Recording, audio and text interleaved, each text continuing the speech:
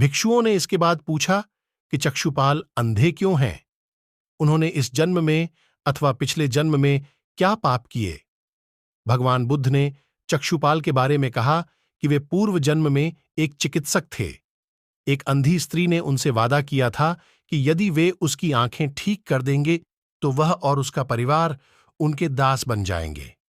स्त्री की आंखें ठीक हो गईं, पर उसने दासी बनने के भय से यह मानने से इनकार कर दिया।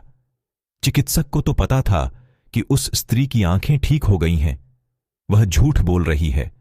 उसे सबक सिखाने के लिए या बदला लेने के लिए चक्षुपाल ने दूसरी दवा दी। उस दवा से महिला फिर अंधी हो गई।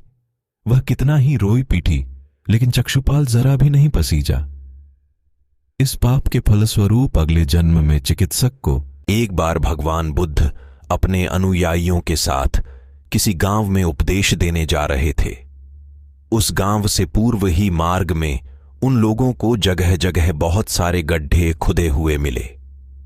बुद्ध के एक शिष्य ने उन गड्ढों को देखकर जिज्ञासा प्रकट की, पानी की तलाश में किसी व्यक्ति ने इतने गड्ढे होने का तात्पर्य क्या है? यदि वह धैर्यपूर्वक एक ही स्थान पर गड्ढे खोदता तो उसे पानी अवश्य मिल जाता, पर वह थोड़ी देर गड्ढा खोदता और पानी न मिलने पर दूसरा गड्ढा खोदना शुरू कर देता।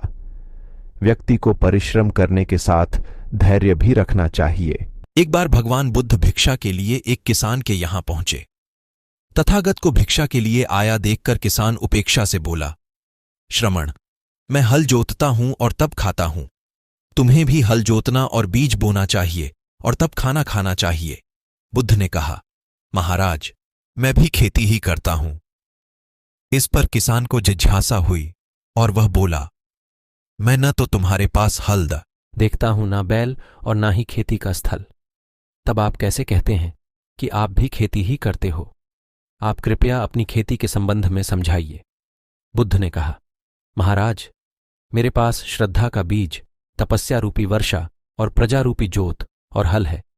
पाप भीरुता का दंड है, विचार रूपी रस्सी है, स्मृति और जागरूकता रूपी हल की फाल और पेनी है। मैं वचन और कर्म में संयत रहता हूं।